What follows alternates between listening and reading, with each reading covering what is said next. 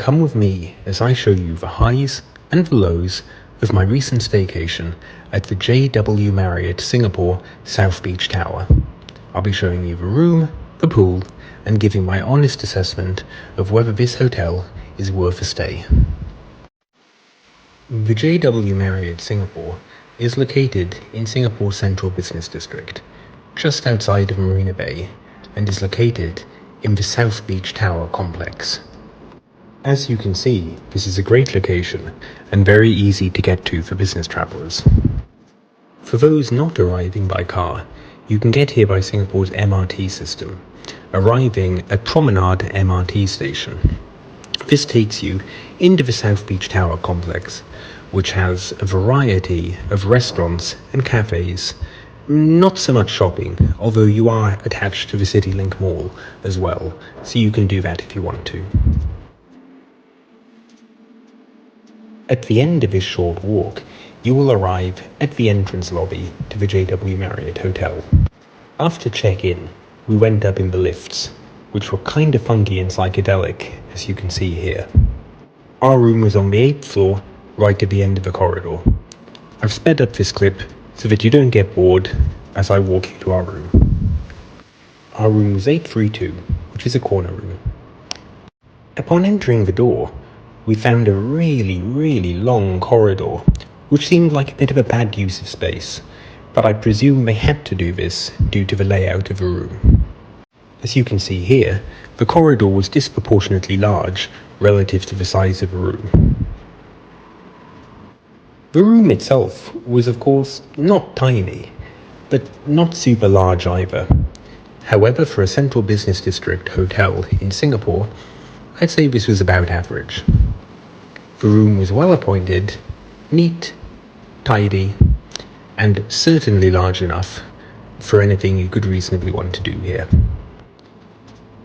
There was nice artwork, good finishings, and overall, this hotel presented a premier feel to it. I cannot imagine anyone entering this hotel room and thinking it was anything other than upmarket. The bedding was the usual JW Marriott bedding and was very soft and comfortable to sleep in, as was the bed itself, which was a king-size bed in this room and large enough for any one or two individuals. I was given this welcome gift about half an hour after I had checked into my room. It was a little unusual in that it was 3 macarons and 3, I don't even know what they were. They're sort of like marzipan chocolates, and most bizarrely of all, they were served on a tortilla. But still, nice of them to send it over.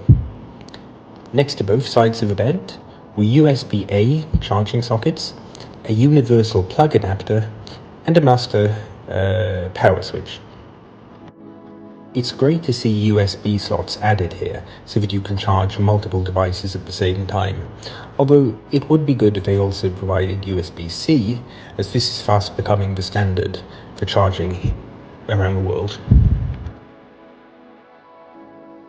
The view out of the window was quite impressive and was on the other tower in the South Beach complex, as well as the wavy rooftop that connects the two.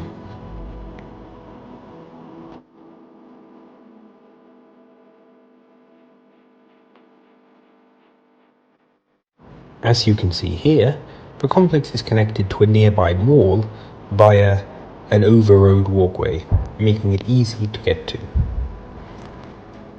As this is a corner room, I had 2 views. The other view was of the famous Raffles Hotel. For those who don't know, this is the home of the Singapore Sling, and more particularly where it was invented.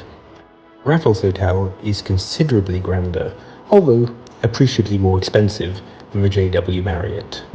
That said, anyone staying here could easily walk across the road, have a Singapore Sling, and soak up this historic building. One thing I must note, as in my reviews I always mention the bad as well as the good, is that the windows were really quite dirty. As you can see here, there were a lot of watermarks, and it looked as though the windows hadn't really been cleaned in quite some time. I do appreciate that it must be difficult to keep these floor-to-ceiling windows spotless, and I certainly wasn't expecting spotless, but I thought I should flag this for everyone's attention, as the quality of the windows often reflects the quality of the hotel. As you can see here, the room contained this sort of lying down sofa thing. I'll be honest, I didn't really stay on this, as it didn't look the most comfortable thing, and I mostly used it to put my suitcase on top whilst I was packing and unpacking.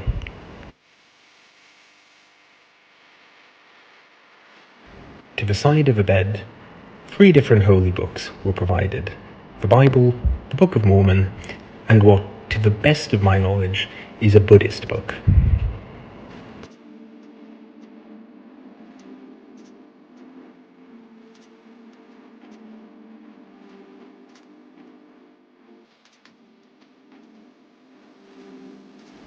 The room contained this little desk area for you to work. This would be perfectly adequately sized for you to catch up on some emails during the day, and also, at the back of it, had a number of charging sockets should you wish to power any of your devices. The chair was comfortable, although I perhaps wouldn't want to stay on it for any extended period of time. See here, more charging places and USB sockets. This hotel has an executive lounge, and as you can see here from our welcome letter, a variety of items are served here during the day, including complimentary evening cocktails. You can access this lounge if you book an executive room or you hold sufficient status in the Marriott Bonvoy program. One thing I should note, which is important, and as it says here in this letter, is that only the principal guest plus one other registered guest in the room is allowed to use this lounge. And if anybody else wants to enter, it will be 200 Singapore dollars plus per person to join. And this includes any children over 12. Further, this policy of only allowing 2 guests per room into the lounge appeared to be actively enforced during my stay. Personally, I feel that 200 Singapore dollars per person to allow anybody in, including teenage children, is absolutely outrageous and not at all fair value for money. A family of 4 staying here would have to spend nearly 480 Singapore dollars to bring their 2 teenage kids in. Not that anyone in their right minds would actually do this. I rather suspect instead that as the lounge is not the largest place in the world, they don't actually want multiple people to come in. And this pricing, therefore, is not a way to generate additional revenue from the guests, but rather has been set so high as to actively discourage people from coming in unless they're willing to pay an exorbitant fee. Bear this in mind if you're travelling here as a family. The bathroom to this hotel was a decent size, and combined with the entrance hallway, was actually probably as large as the bedroom itself. There was 1 sink, although it was an oversized sink, and this room contained a shower and a toilet. Stocked were all the usual amenities: dental kit, shaving kit, comb, mouthwash, anything that you could reasonably need for your stay, so you wouldn't have to bring any of these items from home. They also provided a hairdryer. This was plugged into a socket in the door, so you couldn't really take it around the room, but you could easily use it in front of the mirror itself. The hotel also provided complimentary water, 2 in the bathroom and 2 in the main room, and I'm sure if you wanted more, you could request more, although this shouldn't be necessary, as the tap water in Singapore is some of the cleanest in the world and is perfectly drinkable. The toiletries were supplied by Aromatherapy Associates, which is a London brand. In keeping with the trend worldwide for hotel toiletries, these were not single-use ones that you could take away, but rather were big bottle ones, but should you stay here for an extended period of time, would presumably be refilled.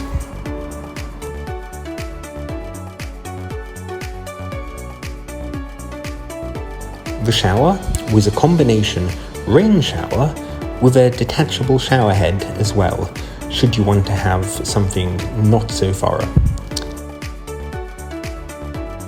Again, the toiletries were by Aromatherapy Associates and with a large bottle type that you are not able to take away at the end of your stay.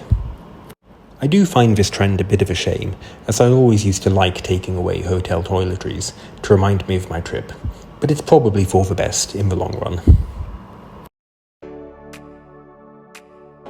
The toilet was a Japanese toilet made by the brand Toto and featured various features such as automated opening, as is shown here, as well as washing and drying features and a heated seat.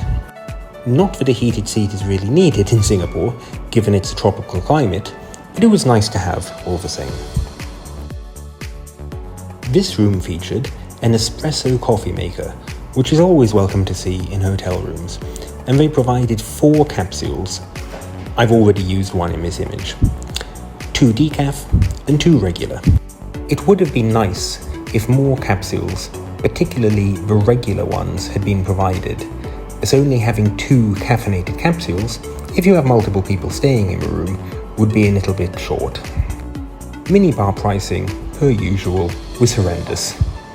8 Singapore dollars for Pringles? No thank you. And particularly as there is a 7-Eleven a short walk from the hotel, there's really no need to pay these prices. A fridge area was provided under the coffee machine to keep all of the minibar drinks cool, and I suppose you could have put some of your own drinks or bottles of water, etc. in here if you wanted to. I didn't actually drink any of these during my stay, owing to the price level. In the side cupboard, the usual provisions of a 5-star hotel were provided, namely ironing board, 2 robes of varying sizes for men and women, and a pair of slippers, which you could either wear in your room or to the pool. They also provided spare pillows, should you want them, and plenty of hangers to hang up your items. The room also featured a safe, which was large enough to store any laptop or iPad, and they provided TWG tea, which is a good quality brand and very welcome to see anytime I stay in a hotel in Asia.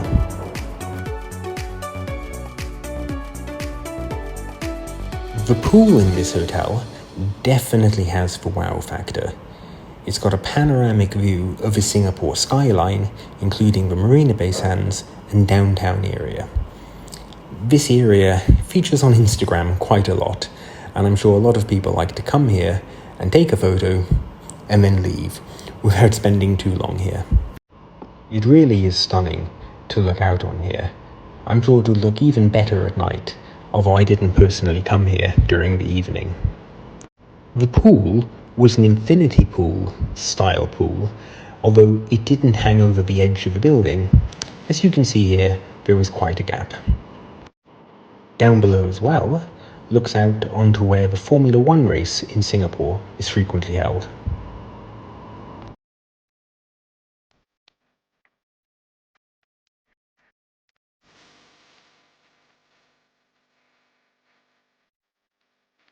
During our stay, the pool never really got too crowded, and there was certainly no fighting to get to the edge or to get any space.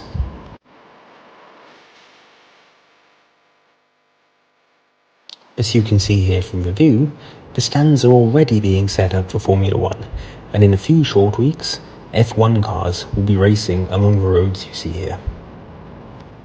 It was really nice to spend an hour just relaxing in this pool, soaking up the view. I should note that the pool wasn't heated, although given the ambient temperature outside in Singapore very rarely drops below 30 degrees centigrade, it didn't need to be. And it was also a little bit hotter than this during the peak of the day, so the cold pool was quite refreshing. Particular attention should be given to this area here, where 2 seats and a table are actually floated in the pool in an inch or 2 of water. This looks amazing for a photo, and indeed an Instagram shot, although it got quite crowded as they only provide for 1 seat. I booked my stay quite a bit in advance, so I got the room for about 360 Singapore dollars once tax and service charge are included. That said, I frequently see this hotel going for 5, 6, 700 Singapore dollars per night for the exact same room. I think the hotel was 100% worth it at the rate that I paid, although I wouldn't necessarily pay double to stay here. If you can get a reasonable rate at this hotel, this is well worth a stay, and I would recommend it.